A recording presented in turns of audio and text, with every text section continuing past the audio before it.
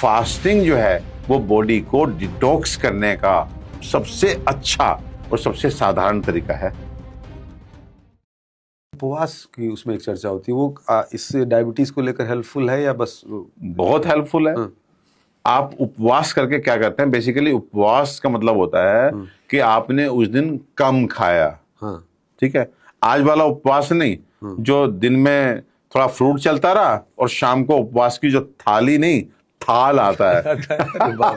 आजकल तो कंपनियां भी बड़ी बड़ी, अरे भैया नवरात्रि थाली है ना जी, वो थाली नहीं थाल होता है जी। वो देख के तो मेरे को, जब मैं अपनी बीवी को खाते हुए देखता हूँ तो मुझे लगता है कि मैंने क्यों नहीं फास्ट रखा। Exactly, वही मैं कहना चाह रहा हूँ। वो पकोड़े कुटू के साथ में हो नॉर्मल खाने से ज्यादा उसमें मुझे लग रहा है कि मैं कह रहा हूँ कि हम तो देख के हैरान होते हैं, हमने क्यों नहीं फास्ट रखा, अब हम फास्ट रखना चाहिए था हमको। तो एनीवे चलो ठीक है, उपवास जो हम रखते हैं तो अरविंद जी उसमें टोटल क्या होता है कि आप अपनी मेटाबॉलिक पावर जो है, जो आपकी फाइटिंग पावर है, वो फायर जो कहीं पे भी जो भी विषाक्त चीज जिसे हम एंटीजन बोल सकते हैं या अनवांटेड मटेरियल जो बॉडी में एनी हाउ पहुंच गया है, उसको वो खा जाए, उसको न्यूट्रलाइज कर जाए, उसको स्पेयर करते हैं। तो बेसिकली फास्टिंग जो है वो बॉडी को डिटॉक्स करने का सबसे अच्छा और सबसे साधारण तरीका है। अगर आप हफ्ते में एक दिन, देखिए फिर वही बात अरविंद, आज हम बातें कुछ पुराने जमाने की याद नहीं कर रहे। पहले लोग क्या करते थे, पहले लोग फास्ट, उन्होंने कहा फास्ट करो। अच्छा, इतने समझदार थे वो हमारे जो दाढ़ी वाले ऋषि मुनि होते थे ना, वो बड़े बड़े वैज्ञानिक होते थे, और वैज्ञानिक नहीं मनोवैज्ञानिक भी होते थे कि सबको भोले भंडारी पसंद नहीं आएंगे। सत्य। हाँ, किसी को भोले भंडारी से आशीर्वाद लेना, इनके शादी करनी है, किसी को हनुमान जी जैसा बल चाहिए, किसी को अपना गुरु अच्छा करना है, किसी को शनि से डर लगता है, तो किसी को रवि जैसा तेज चाहिए। तो उन्होंने कहा कि भैया सुनो, तुम सोमवार फास्ट रख लो शिव जी के नाम का, मंगलवार फास्ट रख लो हनुमान जी के नाम का, गुरुवार को साहब गुरु देवता को पसंद कर लो, शनिवार को तुम्हारे सारा शनि कट जाएगा, शनि को रख लो, किसी को बोला तुम रवि को रखो। सबको कहा कि तुम्हें जो पसंद हो, शुक्रवार को मां संतोषी के नाम पे रख लो। मतलब कहने का मतलब तुमको जो दिन पसंद हो, जो देवता तुमको पसंद है, सिलेक्ट। शिव जी चाहिए, हनुमान जी चाहिए, सूर्य देव चाहिए, मां संतोषी चाहिए, वो पसंद करके उस दिन फास्ट कर लो। उनका पर्पज एक ही था, केवल पर्पज कि एक दिन फास्ट कर लो, है, और जिससे जो कचरा इकट्ठा हुआ है शरीर में, उस दिन आपकी जो फायर, आपकी जो मेटाबॉलिक पावर है, वो उसे न्यूट्रलाइज कर दे, उसे आगे सड़ने ना दे, आगे बड़ी बड़ी बीमारियों का बीज ना बनने दे। तो आप साथ साथ सफाई करते थे उस दिन फास्ट रख करके।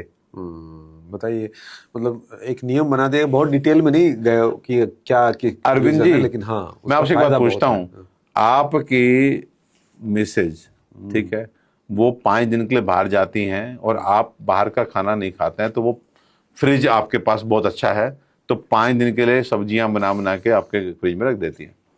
ठीक है जी, आपका मन हो तो इस पॉडकास्ट में डाल दीजिएगा, मन ना हो तो काट दीजिएगा, लेकिन मैं आपको समझाने के लिए बहुत व्यवहारिक एग्जांपल दे रहा हूं। कुछ नहीं कटेगा सर, वैसे जाएगा बिल्कुल सब कुछ, इसमें काटने लायक कुछ है ही नहीं। तो अब सुनिए, आप जब अपने मतलब मैडम के जब नहीं है घर पे और फ्रिज खोलेंगे, तो सबसे पहले जो सबसे गरिष्ठ आपको पनीर की सब्जी नजर आएगी, पहले दिन उसी को खाएंगे आप। ठीक, दूसरे दिन फिर कोई चीज खाएंगे, लौकी का नंबर 5वां आएगा जिस दिन उन्होंने आना है। और अगर अनफॉर्चुनेटली उनका मैसेज आ गया कि मैं एक दिन और रुक के आऊंगी, तो फ्रिज में पड़ी वो चीज जिसे इग्नोर मारा गया था, जो खराब थी लेकिन कहीं पीछे नजर नहीं आ रही थी, आप अपने उस दिन की खाद्य सामग्री को ढूंढते ढूंढते वहां तक जाएंगे और फिर उस गंद को उठा करके, जो अरे ये पीछे सड़ा हुआ पड़ा है, इसमें फंगस लगा, फफूंदी लगी पड़ी है, ये क्यों पड़ी है, फिर उसे निकाल करके फेंकेंगे। लेकिन उस तक तब गए जब आगे खाद्य सामग्री नहीं मिली, तो ढूंढते ढूंढते वहां पहुंचे और उस गंद को निकाला। जो हो सकता है वो गंद सारे खाद्य सामग्री को धीरे धीरे अपनी स्मेल से खराब कर रहा हो और आपको अवेयरनेस ना हो। तो जब सामने की खाद्य पदार्थ हटते हैं, तब आदमी डीप जाता है, फिर देखता है कि वहां कोई चीज जो पड़ी है, क्या वो अगर खाने की है तो उसे निपटाएं, और अगर खाने की नहीं है तो उसे फेंकें। ये आप ले जा रहे हैं उपवास पे।